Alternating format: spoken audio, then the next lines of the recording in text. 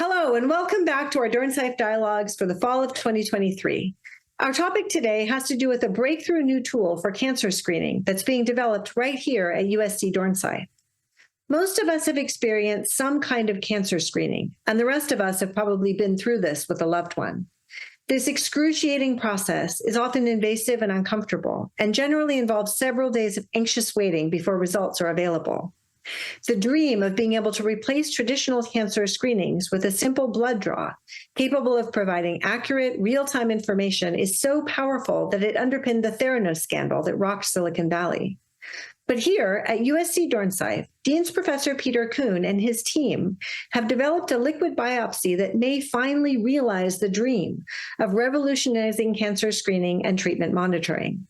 Professor Kuhn, the head of USC's Convergent Science Institute in Cancer, has published more than 200 peer-reviewed scientific articles, and he has received several patents as a result of his research.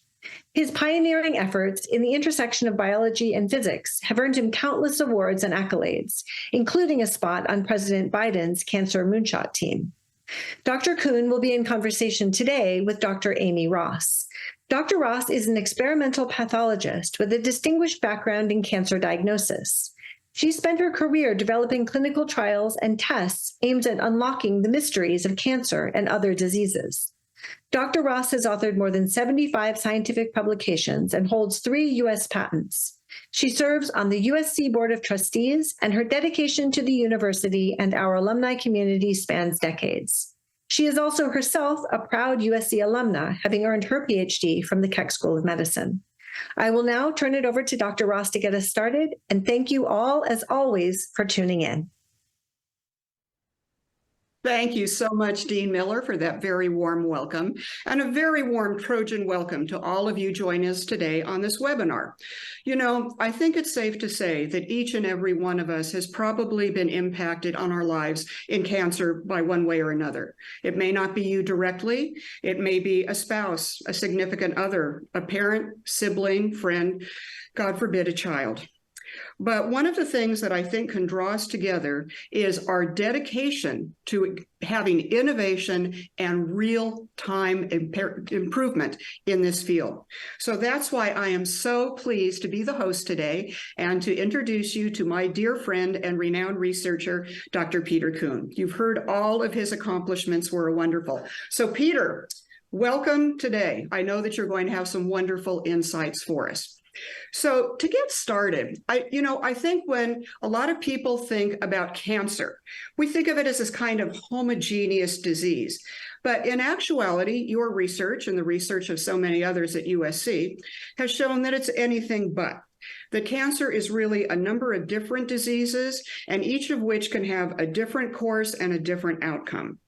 So to get us started here, Peter, can you please give us a brief overview of how cancer arises in our body, and for example, how a diagnosis of breast cancer can vary so much from person to person in terms of detection, prognosis, and outcome? Yeah, thank you, Amy. It is, of course, exciting to be here today and having the opportunity to have this conversation with you. We have had this conversation many times, of course, ever since I started, and you shepherd me along in my Trojan career here.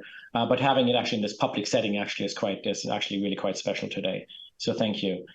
And you're right. Cancer is not just one disease, but it's many different diseases.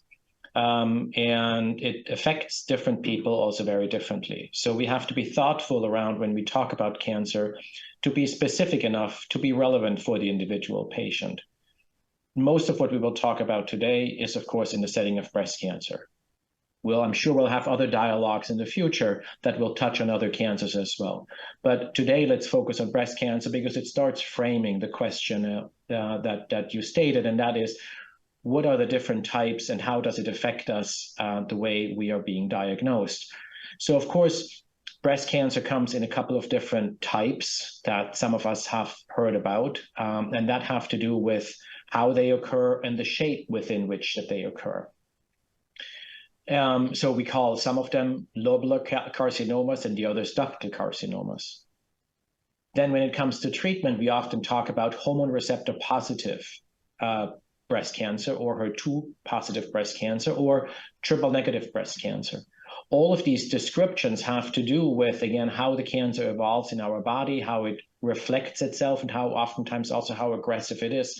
And with that, it starts guiding the way we want to treat that cancer. So much of that, however, comes back to a very, very, very basic tenet, and that is the earlier we can diagnose breast cancer, the more definitive we can actually intervene, the better we can use treatments that we really approach that cancer with a treatment for curative intent. We won't know for sure, but we also have now methods with which we can actually follow a patient who has been previously diagnosed to make sure that the cancer actually stays away. So all of that complexity, I think, cancer research over that past decade in particular has gotten us to a place where we understand it so much better at the bigger picture, but also so much better for the individual patient. And that cancer research is, of course, continuously being translated into applicability to really, really get out into the community for patient care on a daily basis. Thank you. That's a very important point. And I'd like to also follow up on one of the aspects of what Dean Miller was talking about. What makes, I think, USC so unique in our approach to this, as I alluded to, is that we have not only researchers like yourself, this very unique Michelson Center for Convergent Bioscience, where we can bring together researchers in cancer biology, in engineering, even students, very innovative students and faculty at our Iovine Young Academy. And I think it's taking this multidisciplinary approach that makes this research so unique and also why it is bearing so many results. So with that in mind, you've given us a very good overview of kind of what cancer is, breast cancer in particular, and how it can vary. So let's zoom in now on your research in particular. So can you give us an overview of your approach to cancer research and why detection and monitoring of these so-called circulating tumor cells, or CTCs, is so critical to diagnosing and treating breast cancer? Yeah, thank you, Amy. And so maybe first a quick disclosure. In fact, I am not a medical doctor. I have actually no training in medicine whatsoever. I'm merely a physicist. So I'm approaching cancer through a very, very different lens than, for example, a biologist would or a clinician would. In isolation, however, I can't make any progress. But together in this context of convergent science, the way we're approaching this at USC and really with others around the country and around the world, I really think we can make progress in very different ways. So this simplistic physics type construct can teach us a lot, right? So when that cancer first emerges and is confined to the breast, when we find it at that stage, we can actually, again, go in with curative intent. And that means surgery followed by a drug treatment that, none of this is ever easy, right? But one can live with that approach, and that works quite well. The challenge arises really when the cancer starts settling somewhere else in the body. And what we are then faced with is what we call metastatic disease. So disease that has spread to other parts of the body. At that point, the cancer appears to be incredibly robust, very, very strong, and very, very difficult to treat. So we have spent a lot of time really thinking our way through how can we actually treat that very late stage of the disease, and that is ongoing research. Mm-hmm. But there is a step in between that we kept asking ourselves this question of like, how do we go from in the breast only to spread throughout the body? And the somewhat obvious answer is, of course, that has to be cancer cells that travel through the blood. The blood is what provides nutrition to the cancer. So that is how a cancer goes from starting somewhere very small, somewhere very early, and starting to grow. But it's not just that nutritional supply, right? But with that also, the cancer can leak all of its particles, its cells, and other things into the bloodstream. Now, there's good news and bad news, right? Because your bloodstream is, of course, your immune system. So for the most part, your immune system just starts taking care of everything that gets spilled into the blood.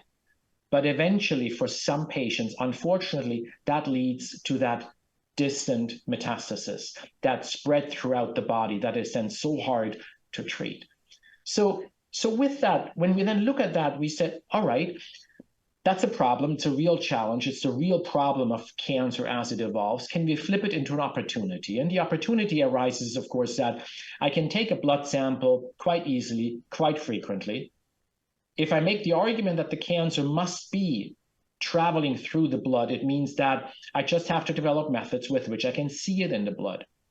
And we develop these methods by really going in, spreading the blood out on a large glass slide, and then imaging it and looking for normal immune cells and for cancer cells. And it's those cancer cells that cause the spread, but it's the same cancer cells that we can now use to actually diagnose the disease. Again, with that ultimate goal of diagnosing the disease early enough that every patient can be treated with curative intent. I think I'm going to go back to a conversation that you and I had several years ago that I think is so important because of the number of people who are with us today.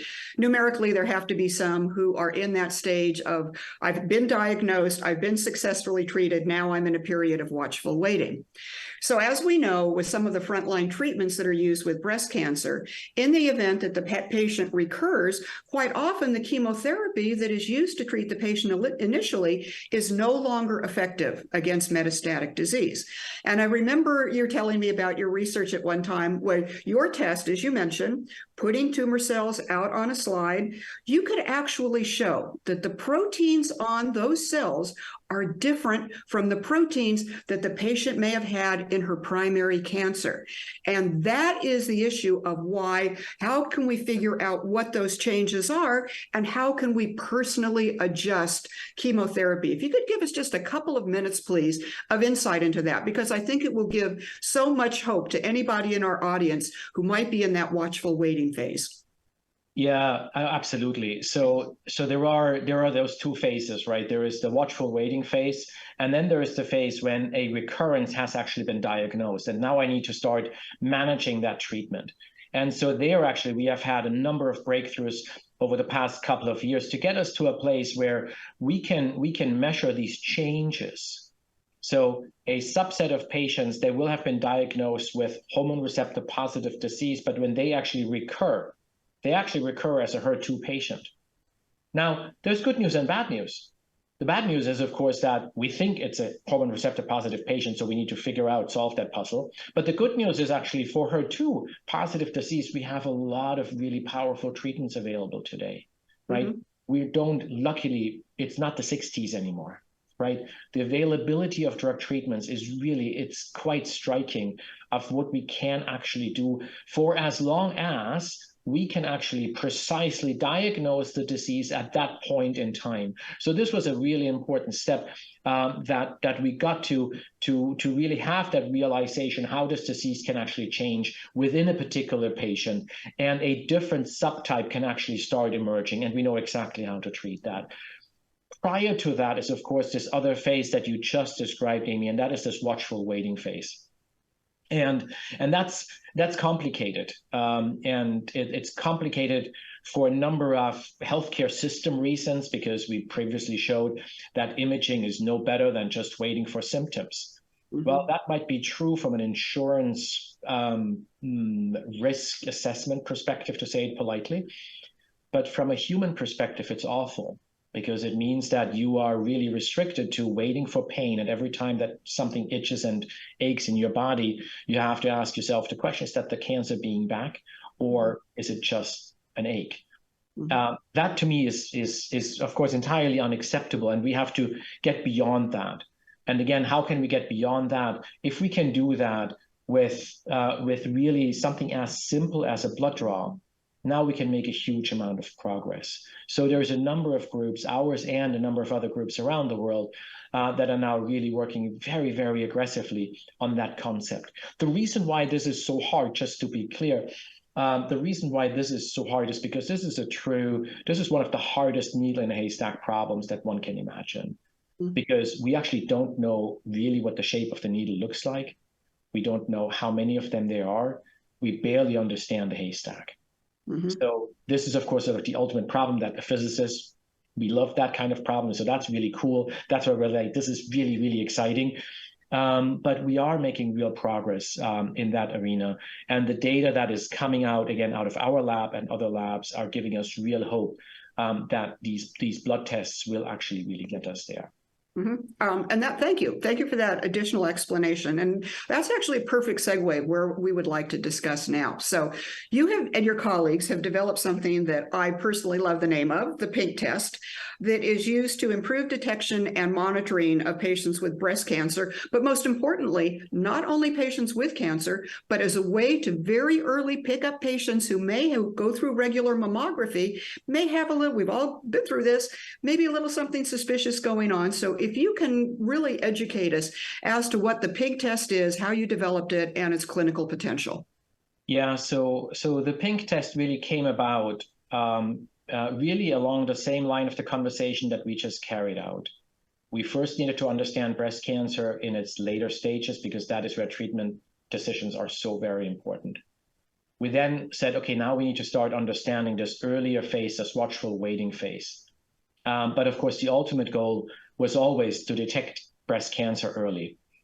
And we did not know whether or not this was going to work. But when we think about just how important this is, right? So for all the women over age 50 on this call, the vast majority of you is going to go to your annual screening mammogram. And that mammogram, of course, has two challenges. One is, of course, being squeezed between two metal plates. And that is part number one. I don't think anybody's looking forward to that. Part number two is, of course, as Dean Miller pointed out, is the uncertainty around the results. It's not just that it takes a long time for the results to come back, but the problem is that screening mammography is only about 85% accurate today. And that means that many of you, or together, you have about a 10% chance every single time that it comes back as a false positive. So you're getting a notice back saying, hey, come back into the office for a workup. The other part of the problem is that about 10% of all breast cancers are actually being overlooked or being detected too late. So if we take that together, we all of a sudden realize that, wait a minute, there's a lot of room for improvement, right? So now imagine a day where actually we're going from 85% to 99%. What if we would have a simple blood test that can actually get us to a place of 99% accuracy, where we can reduce the number of letters that are being sent to women around the country and really around the world about coming back to the office, but really as a false alarm.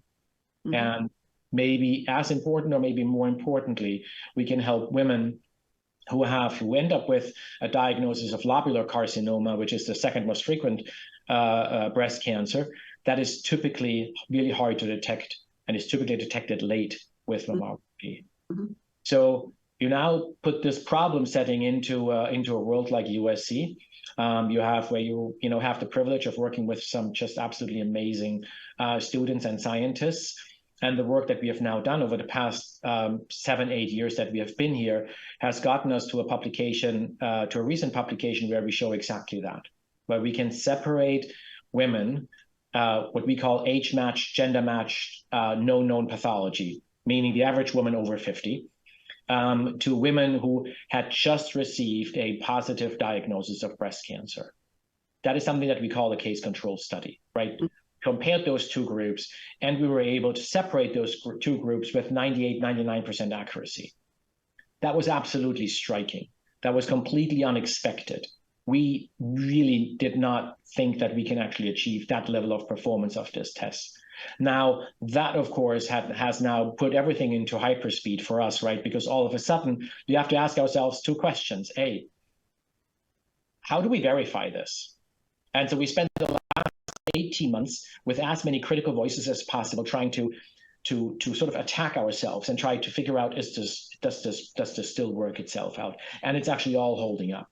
We have now actually gone to a place where we have looked at subsets, for example, the lobular carcinomas. And we realized that we can actually detect them as robustly as ductal carcinoma. So that is awesome, right? So all of a sudden, right, we have now this environment where it's all about verifying, scaling up, and really testing this out in different populations, in different groups of women, to make sure that this is actually robust, but then push forward as fast as we possibly can. Mhm. I think that's very important. One thing I would also like, a couple things I'd like to say to those watching today, even though we are focusing on breast cancer as kind of a case study here, Peter's work and so many others, this type of research and what we find out about what these circulating tumor cells can tell us is not unique just to breast cancer. Peter, you've done work in prostate cancer. We also see this with colon cancer and lung cancer. So it's any of the so-called solid tumor malignancies where these cells can get out into the bloodstream. So again, even though I don't want everybody to think that this technology is applicable only to breast cancer, it really is to all of these other malignancy tests. And that being said, just the names and the colors that you could give all of these subsequent tests, I'm not going to go there. I would also like to ask, before I'll let you have a comment here, Peter, to those of you in the audience, I hope we're stimulating you here to come up with some questions, either about breast cancer in general or more specifically to what Peter's talked about with his research. Did you want to make any other comment about other tumor types that this technology is applicable to? Yeah, absolutely. There's always this interesting question: are we detecting cancer? Are we detecting breast cancer? And how do we actually how do we separate that? Mm-hmm. We are focusing this work around the development of the PINK test, of course, on breast cancer. Because there are 70 million women in the United States alone who are eligible for breast cancer screening, and that's a really big number. A friend of mine said the other day, Peter, you do appreciate that is 200,000 women per day. So every day that we are late in bringing this test to the clinic, there's 200,000 women potentially missing out. So we are pushing this forward as fast, but also as diligently as we can, which is again a strength for us within the USC environment, of course, because we can pull in groups from around the university to really help us all the way from developing new algorithms. And that by itself is actually is quite beautiful. We are doing that not necessarily all at Dornsife. We're actually doing that with our colleagues over at the Viterbi School of Engineering. In fact, we are working with colleagues in economics to start working with us on behavioral economics. What if once we are out in the community, what do we actually need to do to make sure that we can really reach everybody that we want to reach in the community itself? So there's a lot of work that we can start pulling together within the university framework that goes far and beyond just the additional clinical trials that we are, of course, booting up, because we need to, again, now go into the standard screening group of patients and make sure that we actually achieve the same results. So there's a lot of work that starts coming together in this context of this PINK test development, a lot of new research coming out of it. But we also start really appreciating the complexities and the challenges that we're actually facing, because again, doing something in a research laboratory is very different from doing this at scale out in the community. Exactly. And as you said, putting the time in to make sure that you have a test that's not only robust, but as you alluded to, there's nothing worse than getting more frightening when you have a false positive with mammography or a false negative. So I know in developing these tests, you want to make sure that the robustness of it and the sensitivity and the specificity is something that will give patients more relief than more worry. Now, I'd like to delve into, hopefully by this point in the webinar, we've got a very sophisticated and educated audience watching us here today. You made a remark earlier, and I know in following some of your research now, we'll get a little esoteric. You mentioned that in addition to these circulating tumor cells that can be out in the blood, that the cells can shed other types of things, other clues that they can give us as to what is really going on and what their potential to do harm is. So your research recently has focused on these so-called oncosomes, and that they might be able to give us even additional information than just the circulating tumor cells. So can you fill us in a little bit on what oncosomes are, why they're important, and why they might be so key to therapeutic intervention? Yeah, absolutely. So all of this actually started with a brilliant set of students and a rogue set of experiments. In the past, we really we assume that all of this messaging that happens in cancer as it spreads through the body was really done by cells. Subsequently, other groups had found fragments of DNA as well, of tumor DNA as well, another important analyte. What students came across a couple of years back was, in fact, these little particles. They looked almost like cells. They had almost the same size as cells, but they didn't have a nucleus. So the nucleus of a cell is, of course, the blueprint. It's the genome, right? It's the thing that you need to replicate, right? Because without a blueprint, I can't make a second copy of that cell. So now these particles that we call oncosomes, these particles, they look and feel almost like cells, except they can't replicate. Okay, that's kind of interesting. But what is it that they can actually do? So there's a few groups around the world that have come across them. But what do they really mean in cancer development? And so the striking part here really is that in early breast cancer, and we have looked at a couple of other cancers in the early setting as well, very distinct in breast cancer, they are dominant and exist in virtually every woman with early stage breast cancer.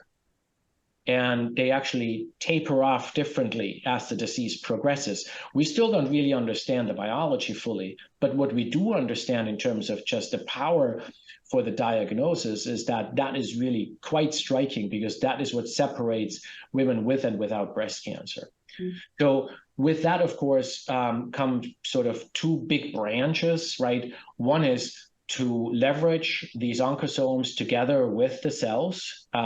One by itself is not good enough. To leverage the two together to build the best test possible.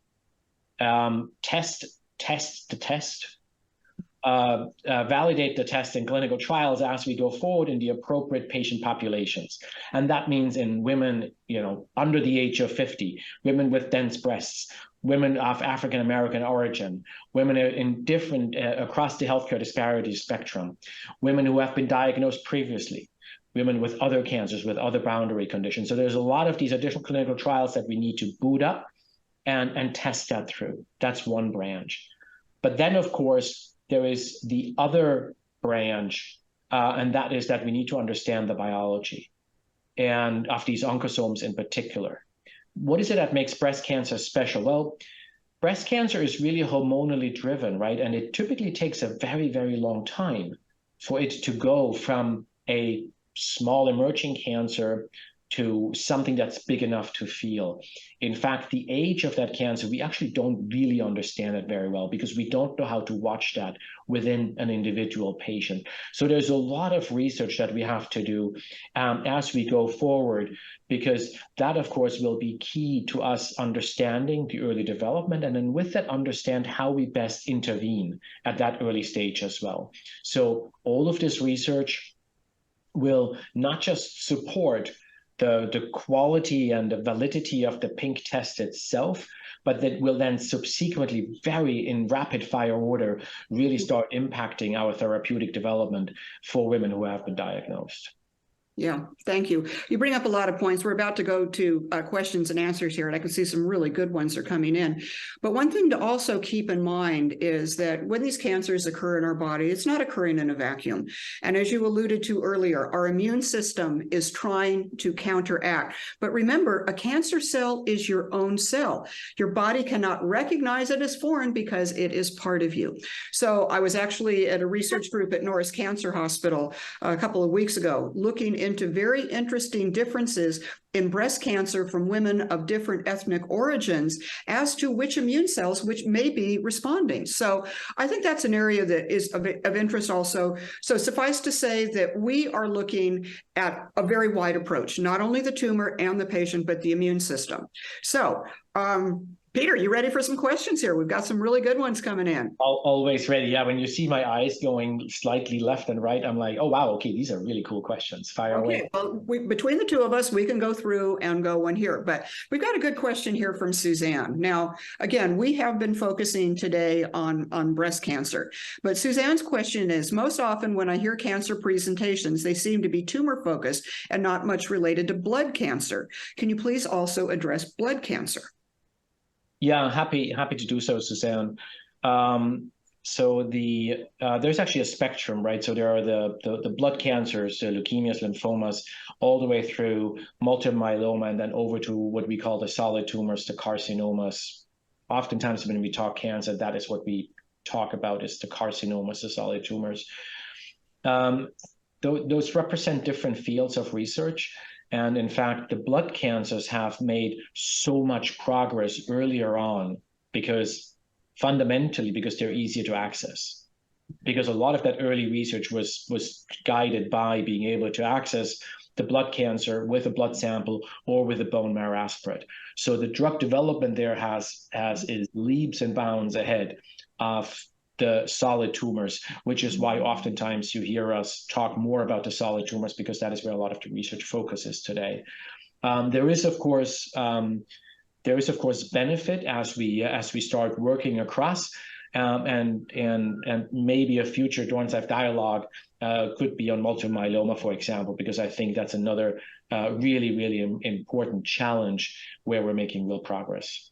Exactly. And with blood cancers, as we see with all of these other solid tumors, it's not homogeneous. You have some cancers, ALL, very aggressive. You have others like CML that you can go your whole life and not even know that you have it. So that's one thing to keep in mind also.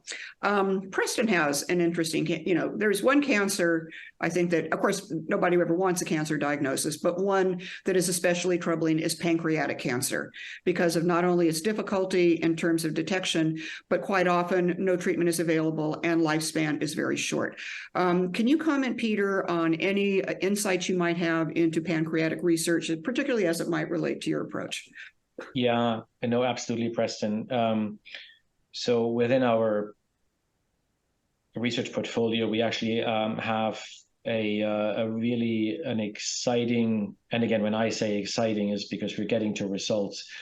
We are collaborating actually with our colleagues across the LA basin. So this is with our colleagues over at Cedars. And they approached us and they said, hey, Peter, when we do this diagnostic workup for the suspicion of pancreatic cancer, there's a set of challenges we have. Can we work together? So we started working together over the last 3-4 years now. And at the research level, and these papers will start coming out over the next 6 to 9 months, that will actually describe how we can separate pancreatic cancer patients from patients without pancreatic cancer. The work is probably 2 or 3 years behind our breast cancer work. The challenge is slightly different because it's less of a screening question than it is a diagnostic workup question at this point. And that I think will relate to some of the other questions as well. So I would say thoughtful, careful research by us and others is making some really critical progress towards being able to diagnose pancreatic cancer earlier than we do today, and with much higher accuracy as well. Mm-hmm. Yeah, very important. Thank you. George brings up a good point. Peter and I, we have been not only bench scientists in terms of developing this, we've worked in clinical trials. We've also worked with companies in terms of, this is really good and really interesting what we've got going in the lab here, but we've got to get it out of the lab and we've got it into practice. So what George would like to know is, how long does it typically take a cancer test like the one you've been describing to get from a research setting to a broad-based acceptance and research into the oncology community, including clinical trials? Yeah, so that's a question that we have been teasing apart over the past 6 months. We put together if you think about this as research, development, and then commercial, right? And the question, I think, or the way I'm going to answer your question, George, is how do we go from research through development right to that line of commercial? And to me, that line is having regulatory approval, having FDA approval. So this development phase, we are actually now put under this umbrella of what we call USC Intercept. And that is 100% dedicated to the next steps that are required to getting us to FDA approval. In fact, during the Cancer Moonshot, its first iteration in 2016, we started working together with partners around the country, everybody interested commercially as well as academically, as well as from the regulatory perspective, into advancing these liquid biopsies. And so we work very, very closely with the FDA to really understand the trials that need to be conducted to get us there. In this particular setting, and the answer to your question really depends on the setting. So this is a breast cancer specific test, which means that in the clinical trials that, and we will start these negotiations or the discussions with the agency over the next couple of months. But in this particular setting, we have to demonstrate that we can outperform screening mammography as good as or better than screening mammography. That's a very specific trial target. That trial we can design and execute. So we should be able to get through that trial phase fairly quickly. Prior to that, the test needs to go from what we call research use only into a compliant laboratory developed test environment. So that's just another hurdle that has to be overcome so that we can ensure and demonstrate reproducibility. So all in all, we're talking a couple of years until we are really there at the approval stage. Trust me when I say all of us within that USC Intercept framework are incredibly impatient. For those of us who are married to women that we dearly love, they are on our backs because again there's no time to lose. But we also have to recognize that the regulatory requirements are actually really important to fulfill, right? Because we have to generate the evidence that this really does what it is supposed to do. And so that's why we are engaging with the agency early on to really make sure that we're putting this on the track to success. Right. And I think also something to keep in mind is that for FDA or even CE mark approval in Europe for a test such as this, the FDA has a different pathway for getting a medical device or test approved than it does a drug. So the timelines can be shortened a little bit, but again, there are obstacles that you have to go through. It takes time. It takes money. You know, bringing a test like this to market with everything, as you mentioned, Peter, from clinical trials, working with FDA really does take a lot. And we did actually have a question about that kind of follow up. You mentioned time to mammography. So what Diane is asking, where can patients get the pink test? And is it the same? Because are there clinical trials with pink tests? Or how would somebody watching today go about being a part of this exciting research? Yeah, so we are in the middle of designing the follow-on trials, and the follow-on trials will be a group of trials. Again, some of the hurdles are purely financial. We are, of course, in the middle of trying to really raise the money to support that, because it's complex of just a number of different groups that need to work together, right? Because all of a sudden, this is now not in the setting of what we are used to work with our colleagues at the Cancer Center. We now we have to work with our colleagues out in the community centers of where women undergo screening mammography. So this is exciting.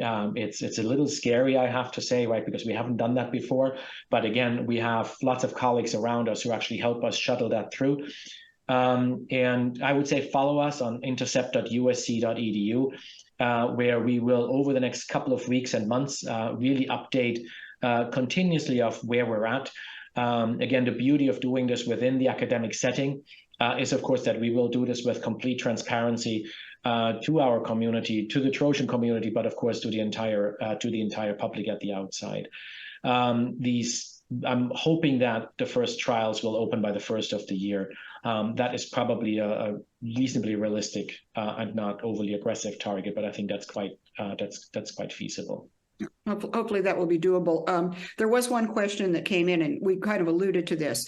We all know that women with dense breasts, that mammography, it's difficult. We certainly have better radiology now for women with dense breasts, other types of tests, ultrasound and so forth. But the question is, do you think that this type of technology of detecting tumor cells will be particularly advantageous to women who have dense breasts and quite often can go through difficulty of false negative?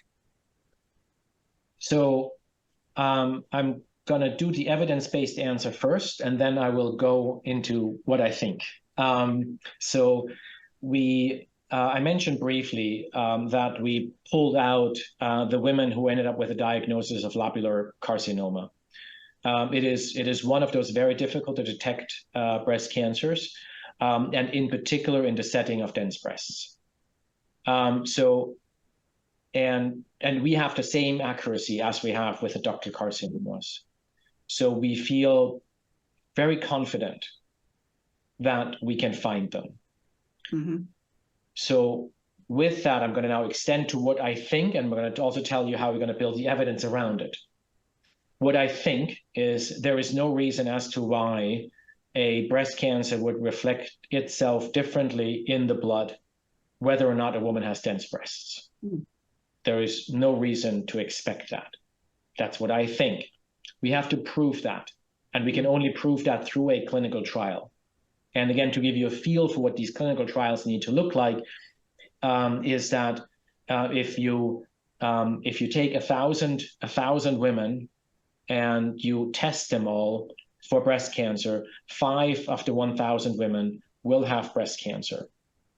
So that gives you roughly a feel for the kind of scale we're looking at from a clinical trial perspective and what's ahead of us. So that's how we are making progress. We're designing these trials. We're going to follow these women from a clinical history perspective, and then establish whether or not this 99% accuracy of the test that we saw in our case control study will in fact hold up in the community setting as well.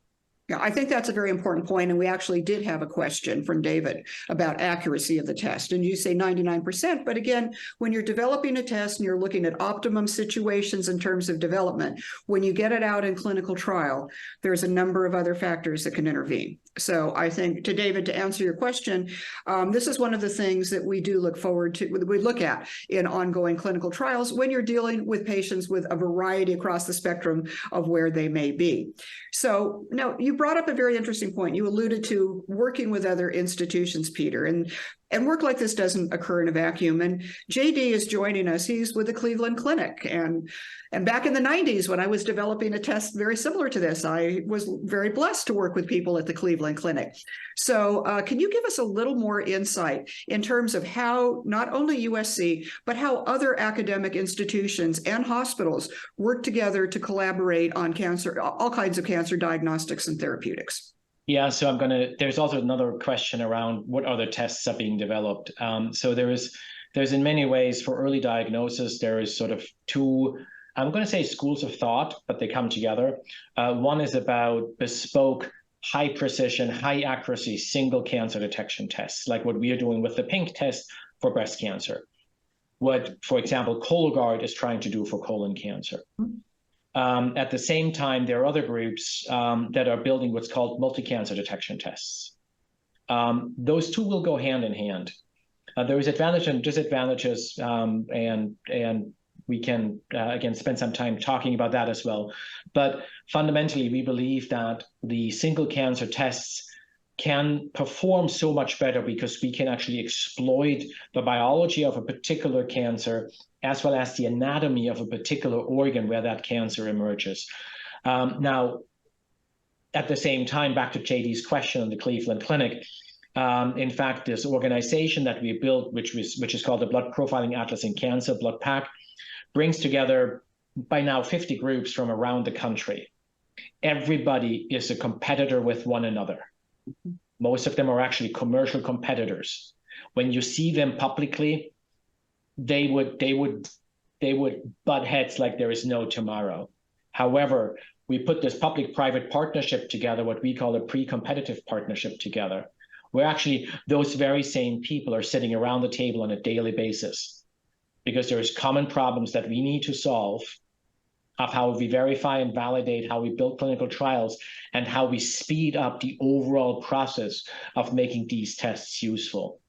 So again, that's where this collaboration around the country and really around the world is absolutely vital as we are making progress scientifically with that goal of really impacting all individual patients. Very, very important points. We have a question by somebody I believe was a student in your lab, and would like to know, okay, beyond screening, how does the test we're talking about today perform in predicting recurrence, or most importantly, response to therapy? Yeah, so good question, Sophie. You knew what she was. Okay. Yeah, so if I would have been able to convince you to go to grad school instead of med school, while I'm excited for all future patients of yours who will get that benefit of having you as a physician, you would probably be with both feet in the middle of this right now.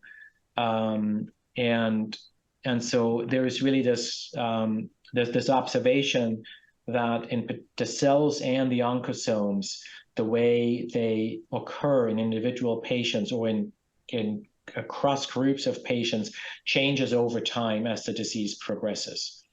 So what we now have is we have our controls, so women without breast cancer, we have early stage breast cancer.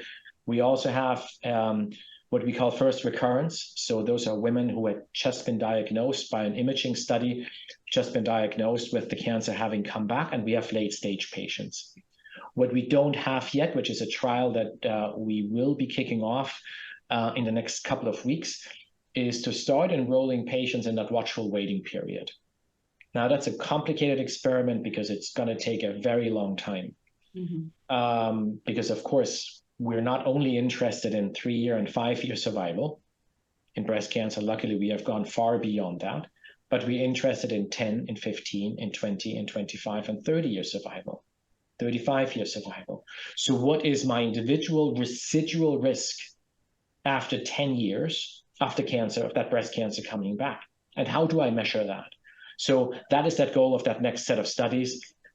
Given how the specific time points are lining up, Sophie, I am absolutely convinced that we can fill in the blanks in between. But again, that's what these next trials need to start working out. Right. And I think that presents one of the complexities of cancer research. Yes, certainly detection is important. But then again, the end game is, how do we affect clinical benefit from this? How do we see what type of therapeutics can work? So it doesn't just end with saying, yes, we know this patient E has an occult cancer that's not being picked up by mammography. This patient is, likely going to have sites of metastatic disease. But how can we actually affect true clinical benefit? So that's why it takes all of us. Don't go slamming the MDs there, Peter, because it takes a village, more than a village, on all of this to get that going. So here's a really interesting question for John, too, because it comes from John. We've talked about certain markers of these cells and why it might be important to have them. So he has a very specific question about what we call the so-called triple negative breast cancer. So for the difficulties and benefits of this blood test regarding triple negative breast cancer. So his specific question is, does the fact that TNBC does not have a hormonal component present, that would be estrogen progesterone receptor there, does it present special challenges for blood tests of this nature? And thus, is there any research specifically focused on triple negative with your approach? Yeah, so incredibly important question, of course. So triple negative in the average population only shows up in about 10 to 15% of the diagnosis. So with that, in our case control study, we didn't have enough triple negative patients to really make a definitive statement on this, John. We are working with two groups, one in Chicago and one in Atlanta, where we will be recruiting patients, in particular patients of African American ethnicity, and who are BRCA mutated, who are at much higher likelihood of actually being diagnosed with triple negative breast cancer. So we do have late stage data sets that are triple negative specific, which we are working up right now. So we know that they look different. What I can't tell you yet is this other question: is it more difficult or is it easier? So that data will come through, I'm going to say, over the next 18 months or so, as we start enrolling patients and that are in much more specific patient populations and start seeing that data coming through. We are the current test. The way we're approaching this is that this test is not specific to hormone receptor or HER2 receptor. So with that, we build the test framework that can, in fact, see the full spectrum of breast cancer. And I know in talking about this, I'm certain that we probably do have people in the webinar today who may be in that watchful waiting period. So if you're at home and you've been through your frontline treatment and you've got a physician who's monitoring you, is there any way, what's the best advice, Peter, that you can give somebody in that situation to try to enroll or be involved with some of these clinical trials? Yeah, so again, it is really important to recognize that, there has never been a better time than today of being in that phase. The number of treatment options that exist today is pretty amazing. At the same time, of course, I'm going to say the same thing tomorrow and the day after and the day after and the day after as we're making scientifically progress in this space. The most important thing is really having a clinical partner in this and really being thoughtful around that clinical advice. Because what you've heard today is still research use only. So it's really critical that our standard of care in breast cancer care is really quite good. In fact, it's pretty outstanding. And we need to be really thankful of where we are with all of that.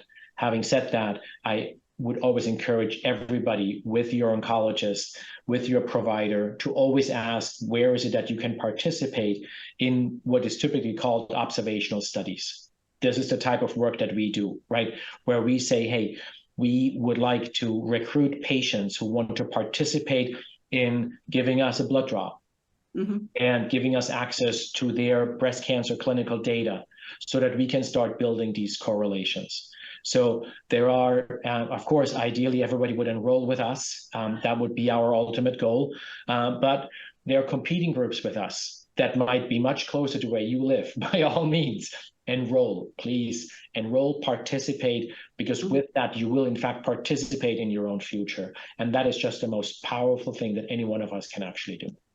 And not only in our own futures, but future generations to come.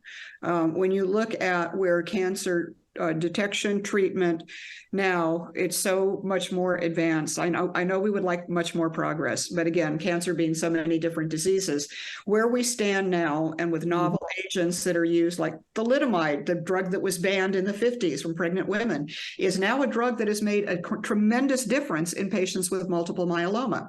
So we have to recognize that with work of this sort, yes, we want to be the ones to do it to see benefit for not only ourselves and people of our generation, but how important this is going to be for generations to come to get there. So I think what I'd like to do here, Peter, we've had so many wonderful questions today and participation from the audience. I really thank you. But what I'd like to do in our closing 5 minutes we have here, it was really an honor for you. And I remember when you were sending me pictures from the White House when President Biden named you to the Cancer Moonshot. In closing, can you tell us a little bit more about your involvement with the Cancer Moonshot Project and where you think that has the ability to really be transformative with research in this country? No, absolutely. So all of this really started in 2016, right? The initiation of the Cancer Moonshot and the question of like, what does that even mean? What is that? And what was really important was to do something quite simple, to stand up and set a goal. And the goal in 2016 was, can we make 10 years worth of progress in 5 years? Now, many of us in beginning were just like, oh, just give us more money. But that wasn't the goal, right? It's asking a very different question, making 10 years worth of progress in 5 years. Now, when I look back, at the time, if you would have asked me at the time, will we have an early breast cancer detection test in 2023 that we are ready to move forward, I would have said there is no way. This is a far, far in the future vision. But with the right students and the right mindset and the right support and infrastructure around us, we can in fact focus and we can in fact deliver on a goal like that. And I would actually say that we have far exceeded that goal. when the Cancer Moonshot was restarted, again, the goal statement was really, really important here. And that was, can we reduce cancer mortality by 50%? Now, whenever I come back to USC, I typically bring questions back into the classroom. And I brought that question and that goal setting of the Cancer Moonshot into the classroom. And one of the students, she raised her hand and she said, Professor Kuhn, because, I wanted to go on about how research needs to do this and that and the other. And she said, but Professor Kuhn, 50%. Now that's interesting, because doesn't that mean that whatever we do has to reach every last person living in this country? And that, I thought, was actually profound, right? It wasn't about doing this niche thing with this one particular patient population. It wasn't about one individual scientific breakthrough. It was really about all of us together, meaning all of cancer research together, all of cancer care together, making sure that whatever we put forward is actually accessible to everybody living in this country. Mm-hmm. And so that, to me, is the true power of having a common goal setting through the White House Cancer Moonshot that just brings people together, aligns people on a common goal, and then starts allowing us to actually march forward. Mm-hmm. Very important points. We made a considerable amount of progress, but there's a long way to go. So in closing, I would like to thank everybody who joined us today. We've had a wonderful team, Erica, Sarah, and certainly our audio-visual people who have done a remarkable job with this. So I want to thank not only Peter, all of his colleagues, not only at Dornsife, the Michelson Center for Convergent Bioscience, but Dean Amber Miller. Cannot say enough about her, with the teams that she assembles, with not only in research, but the entire depth and breadth of people at the Dornsife College. It really is remarkable. So, but most importantly, it wouldn't be a webinar without our wonderful audience today. So thank you not only for your interest in the topic, and thank you so much for your interest in what goes on at USC. And as we always say, have a great day, but most importantly, fight on.